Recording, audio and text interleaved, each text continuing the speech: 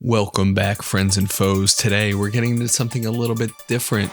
Something that is going to really up all sorts of nostalgia for me. Mobile Suit Gundam.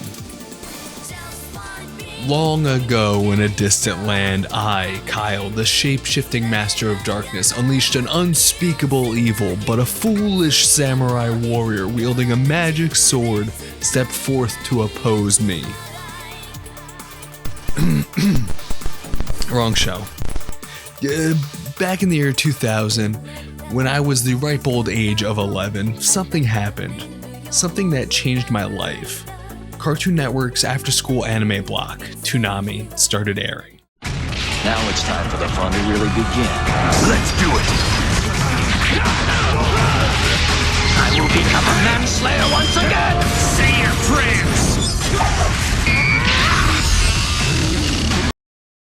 Now, technically, it was a few years earlier, but this is really when they found out what Toonami was going to be about.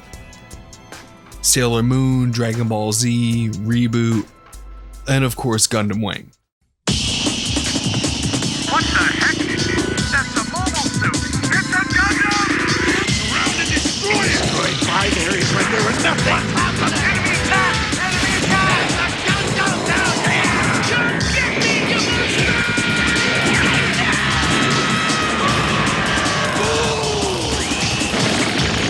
Cloud of space! Every one of us! Mission accepted.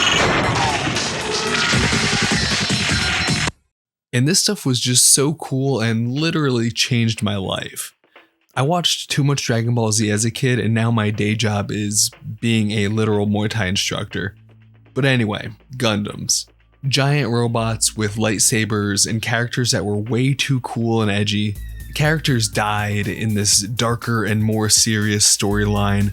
At 11 years old, I was absolutely captivated. Being an 11-year-old, I needed all the toys. Gundam action figures were dope, but this series also did something new for us American children. Going to the local Toys R Us, I found these boxes on the shelf next to the action figures. These model kits. I had no idea what a model kit was or how to do it, but they had so many more characters than the action figures, so I had to get them. Come to find out, I have to learn how to build them.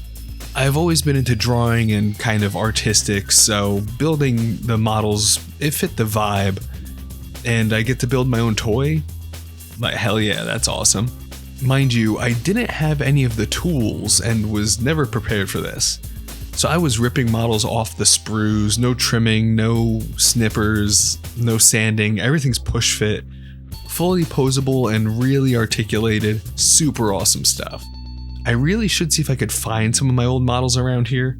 They're somewhere in storage and all broken, but it'd be funny to go through them. I had a lot. Since then, about 20-something years later, I made a giant circle back to my modeling roots with Warhammer. And since then, I've been having something lingering around in the back of my mind. Gundam model kits. Now, since I'm a huge dork and a big ol' weeb, I've known about the hobby of Gunpla for the whole time. But while it's probably hard to believe because of my vast collection of Warhammer, I'm not really a big collectible guy. I like Warhammer because it's an art project that you could play a dope game with. But with the recent release of the Gundam card game and the upcoming Gundam Assemble Miniatures game, the Gundam vibes are running high. I decided it was finally time to pull the trigger and get some models. With my new and fancy model making skills, we're going to make this into a diorama. Pose them up, paint them up, do the whole thing. It was a tough choice, but I gotta go with the classic here. The absolute GOAT of all of the Gundam series, Char giving Amuro in the original Gundam a swift kick in the guts. Building this thing was pretty nice. We get fancy colored sprues, very easy to read directions, push fit that actually works. It's a swell time, to be honest. I will be even more honest though. Building models is my least favorite part of the hobby, but these things are at least nice and easy. No real mold lines, just a snip and using my X-Acto to clean up where I cut it off the sprue. And while I'm building these guys, let's talk some Gundam. Since it's an anime that's been going on since 1979, it can be super overwhelming to get into, but I must stress that it is super worth it. The whole series is actually chopped up into smaller, digestible parts as well. And there are also series that are just one-offs in alternate universes that you don't need to know anything from the mainline continuity for it, like Gundam Wing and G Gundam. The main series, or the original series, that these two mechs are from is called the Universal Century Timeline, or the UC. The classic Mobile Suit Gundam is only a modest 43 episodes, and still holds up to this day. Some of the animation is a little dated, but I think it has a great charm to it. The part that absolutely holds up is the writing and the characters. In a nutshell, this series is about an organization called the Principality of Zeon, declaring its independence from the Earth Federation. Zeon uses their new high-tech weapons, the mobile suits, for war, and just when it seems like Zeon could win this war, the Earth Federation launches its brand new technology, the Gundam, to fight back for peace on Earth and the space colonies. And over the next year, a bitter war ensues, leaving half of humanity's population dead. Wild stuff. This is a very simplified version, obviously, but there's some real depth here. Great writing with an anti-war message, political intrigue, a lot of gray area, and interesting characters that could get you rooting for people on both sides, plus giant robot fights. After this original series, there are some wonderful side stories that are taking place alongside that war, and these show what's going on in other parts of the world. Some of my favorites are the 8th MS Team, a 12-episode series that is very grounded and follows a small band of frontline grunt soldiers that are at war in the jungles of Earth. And then there's my personal favorite, War in the Pocket. That's a 6-episode series. That's just the length of a movie, guys. About a boy who sees a Zeon mobile suit crash land in his colony. Now, being a little troublemaker that thinks soldiers are cool, he goes to investigate and ends up meeting the pilot.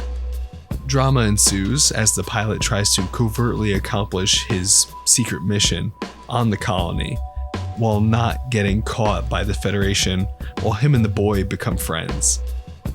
It's a very, very good one. There are a lot more, but I think these are a great start.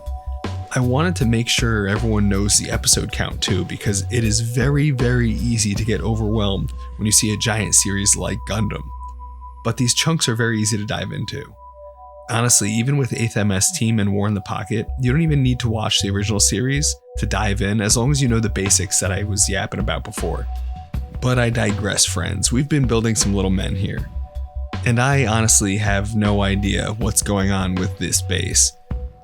I couldn't find any XPS foam anywhere around here that was cheap, so I found styrofoam, and it's not great, to be honest. I glued these together thinking I can make them into rocks, but we have to improvise. I tried coating it in Mod Podge, and who knows what's going on here. But I do have the power of Muso Black, and we're gonna make this thing disappear. But then we did some posing. I wanted to go for Char's iconic kick that he just loves to hit Amuro with. Now the posing here was a little tricky.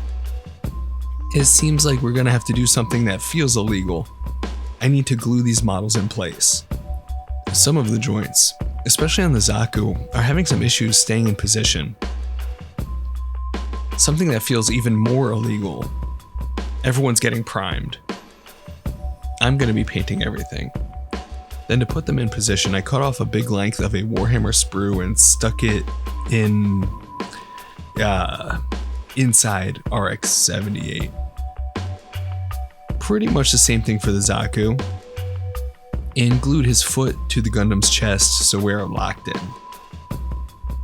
It was simple enough, but a cool, dynamic, and iconic pose, I think. Then after that, the setup is complete. I'm gonna pause here for today because the painting is gonna be a whole project, but we're gonna get to that for the next video, don't worry. While we're here, check out these spinny shots. I'm really hyped with how this thing's coming along. Even though for future projects I definitely need to suck it up and get the XPS foam. I could always swap this out in the future too if I feel the need to. But anyway, thanks for hanging out. Go watch some Gundam. Go paint something. go hang out with me on Twitch at twitch.tv/drinkyourpaintwaterlive. And I'll see you in the next one.